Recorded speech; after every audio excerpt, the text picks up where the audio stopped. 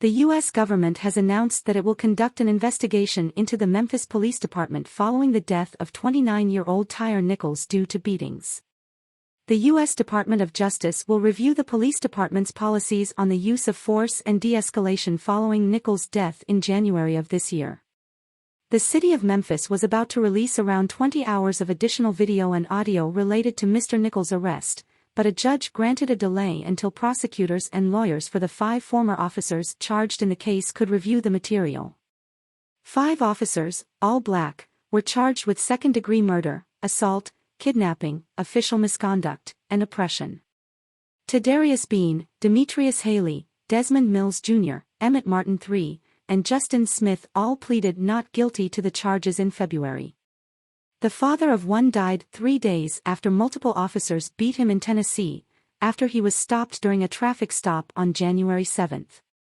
Previous footage released by the Memphis Police Department showed officers beating Mr. Nichols for 3 minutes while he screamed "Mom, Mom" multiple times.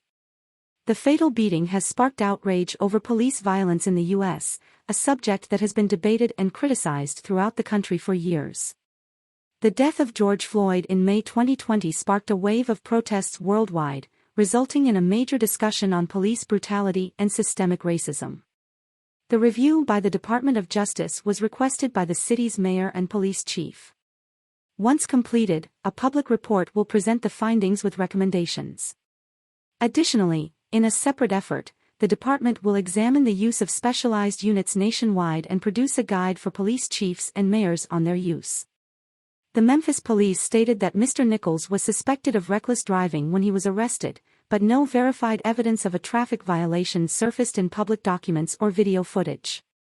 Memphis Police Director Saralyn Davis initially defended the Scorpion Anti-Crime Task Force following Nichols' death, but later disbanded it and said she had not seen any evidence justifying the traffic stop or the police response.